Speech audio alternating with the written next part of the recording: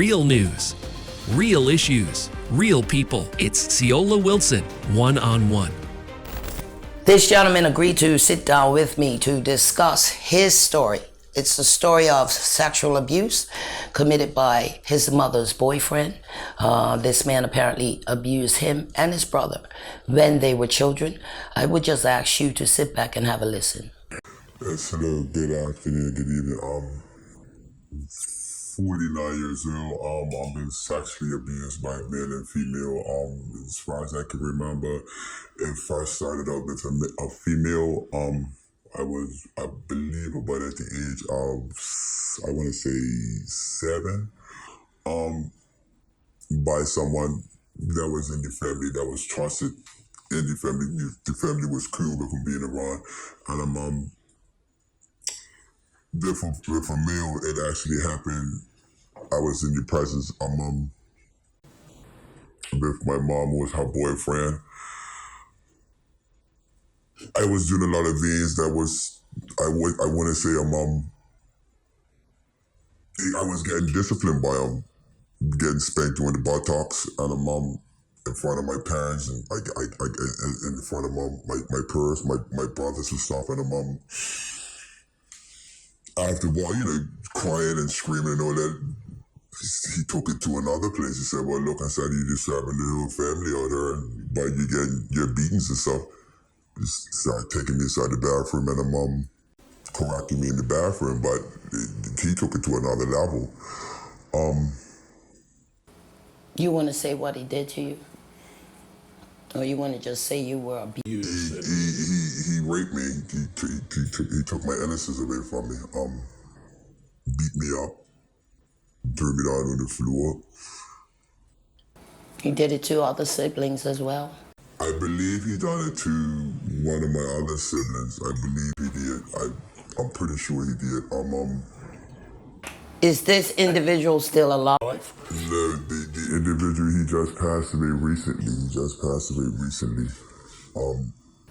So you never confronted him as an adult? Never got a chance to confront him.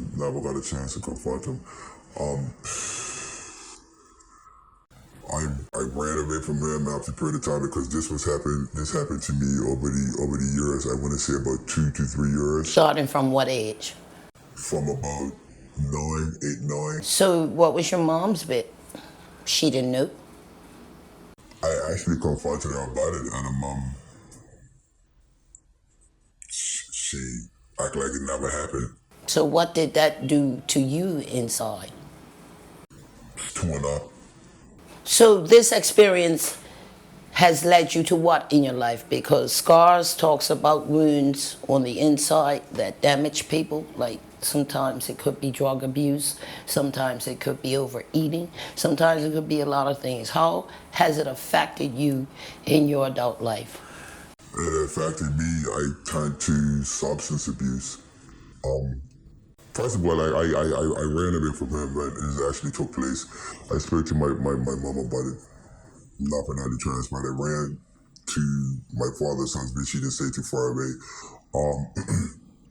Then I went down my father's house. He was always intoxicated, so in the process, I never ran back home to my mama's house because I said down at my father's house was a place like a safe haven for me. But that's where I actually picked up my first drink nitrate. Every time I went down to my dad, he was intoxicated, so I picked up a drink from there. Leaving from there, going over to my friend's house, which stayed right next door to me. Just for someone that I could turn around and talk to, whereas like I felt love. Whereas I could relate and sit down and talk to friends. And that led me to actually selling crack cocaine. I wouldn't say selling it, but actually being involved in it. I want to say at the age of 13, 12. So you've been using ever since? Pretty much, well. But you're a married man. How has that affected your family life? Jesus, pretty much destroying my marriage life is very rocky right now due to substance abuse. Not actually getting help for what has actually happened, and that girl, I'm still got my wife here, but for how long, I don't know. I don't know. I got my children. They see what's happening to me. So how has sexual abuse changed you as a parent? You have a daughter and a son. I never trusted nobody with my kids. My kids never spent nights over their friend's house. They never spent nights over my mama's house. They never spent nights out with anybody because I don't trust nobody with my children. Nobody. Would you say You're paranoid? Very, very, very paranoid.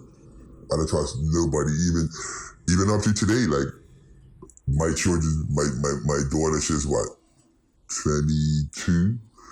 My son's getting 18. I don't even trust the guys that she dates for the simple reason being I just don't know. I'm just so paranoid about someone actually doing something to my daughter because of what's actually happened to me. With my son, I'm paranoid with my son as well. I mean, you got a lot of predators walking around with her. You don't know who it is. I mean, for instance, and not pointing the fingers, you can have a child say that what the parent, the teacher can say, I'm gonna keep you behind for detention for whatever reason. I don't know, but if I was to find out that my child was being kept behind at a detention, I would want to be up there. See what's up. Yeah. So, but quite often they tell children about stranger danger, but with sex abuse, it could be right inside the family. Yeah, it could be your mama, it could be your daddy, your uncle, your auntie, because it happened with me with somebody that I was actually entrusted with, which was my mom's boyfriend. I never thought anything about it. I mean, Did you ever want to take revenge, hurt him? numerous occasions. I mean, to be quite honest with you, after that incident happened with me, I don't have no memory of my childhood. because you black it out, don't you? Yeah, the only thing I remember is what actually happened to me. What happened with your brother though? He's on drugs now too, right? Yeah, his on drugs. His drug of choice is heroin. My drug of choice is crack cocaine, alcohol, and marijuana. I mean, I use it as a numbner to forget everything. But when you come down, it's still there. It's still there. So what you gonna do? What am I gonna do? What is it you want people to know most about sex abuse and the predators walking around this country? Me personally speaking, what I want everyone to know is don't trust no one. Don't trust anyone with your kids. I mean, as hard as it may seem, your granny, your grandpa, your uncles, your aunties. I'm not saying that because I'm very paranoid, but to each his own. But my word is to you is don't trust nobody with your kids. Because it can happen to you. It could be happening to one of your loved ones right now as we speak. We don't know. If your child comes up and says something to you that this is happening to him, don't turn around and take that for a joke. Don't say, oh, you're lying. Because first of all, you can look at your child and you can actually feel the energy from him. That's something wrong. You can look in the eyes and see the fur in the eyes. You know, so for when you see that and you feel that, and if you don't see it and if you can't feel it, that means you don't actually know your child. So you need to actually get in touch with your child before you even entertain bringing anyone into your home to be around your child, if anything. So in recovery meetings, they say you have to say it out loud and sharing helps other people to heal. Do you think this interview will bring you to a place of healing, hopefully? Hopefully that's what I'm actually expecting that will come out of it. I still got a long way to go because right now I have to be talking about the abuse that happened to me. Right now I'm gotta fight with the struggle of the drug abuse now as a result of what happened to me then. So this hopefully will bring closure and healing for me with what actually happened to me, but I'm still got a long way to go to fight my drug addiction. So as a man, why would you come forward and share your story? Why is it hard for men to do that? Why did you decide to do it? I decided to do it. Something happened, I want to say about a year or two ago. I was up dockyard, working up there. This gentleman must have walked inside this bathroom and this lady was actually using the bathroom. So I told him, don't go inside the bathroom. The lady's using the bathroom. He goes, you know what? I'm good because it's doing some work. Long story short, she called the police, the gentleman got fired. A week later, I turned around and saw the same gentleman up at Maximart. And he saw this little kid walk inside, two of them, a boy and a girl. And the father was there. So when the guy came inside, he said, "Oh, y'all know, I'm your dentist friend. Anytime you need me, you see me, I'm here for you. There is nothing wrong. I'm here for you. I'm got you whatever. You need any money, candy, whatever." And it's down on his knees, hugging and kissing the child. And the father's right there. All I saw was a predator. So I'm saying, you need to turn around to be aware of your surroundings and don't trust nobody. Basically. How bad is it in Bermuda? How big is that closet? How many damaged souls we got running around here? It's a lot, you think? Yeah, I think it's a lot. But with men, our pride, too embarrassed, too ashamed to come forward to see what actually happened to them. Debbie talks about men when they've been overpowered as children by adults who should know better, that quite often you grow up thinking, why couldn't beat this guy? Like, do you go through that? Do you still want to beat him? This guy here was too big for me even to entertain beating him. I basically gave in. Like, I spoke to my parents about it. You turned around and said you didn't know about it. Man, come on, you done the laundry. When you was doing the laundry, you had your feet blood all up in my underpants. Couldn't sit down. I was going, brushing my sideburns down as a kid. With Vaseline to keep them all down smooth. Girl school. Had my socks all pulled up, rolled them down, had donuts and all of that. Never really started playing because I was playing with the girls and all of that. I mean, I was going. I was basically going. I don't know. I was just lost. But I snapped out of it, came around, and right now I'm here to turn around and tell people, pay attention. Pay attention. It's right here, smack right in our face. What we're gonna do about it, I don't know.